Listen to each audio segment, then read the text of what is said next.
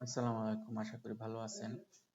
আজকে আমরা দেখব কিভাবে নিজেকে মেসেজ পাঠানো যায় হোয়াটসঅ্যাপ।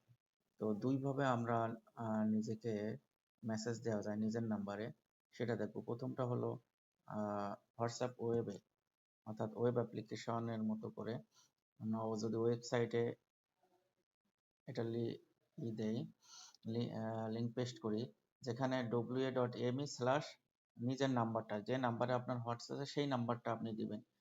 আপনি শুধু wa.me/ এটা দিয়ে এন্টার প্রেস করবেন, আর আমি লিঙ্কটা দিয়ে দেব। আমি এখন এন্টার প্রেস করতেছি। এখন আপনি অনুমোদন দিবেন অথবা এই বক্সটা চেক করে দিবেন। এই দেখেন, আমার এখানে চলে আসছে ইয়োরসেলফ। আমি নিজেকে এভাবে মেসেজ করতে পারবো, এটা চলে আসবে। তো এর একটা সুবিধা আছে, যেমন ধরেন আপনি কাউকে মেসেজ দিতে চান অথচ তার নাম্বারটা সেভ করতে চান না।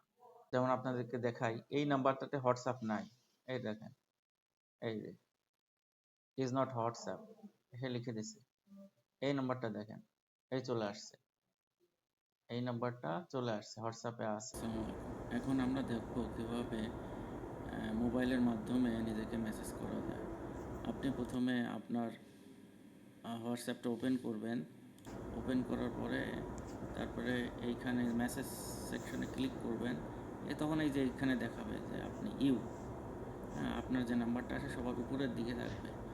তখন আপনি ওখানে ক্লিক করবেন, তারপরে এখানে আপনি মেসেজ লিখতে থাকবেন। ধন্যবাদ।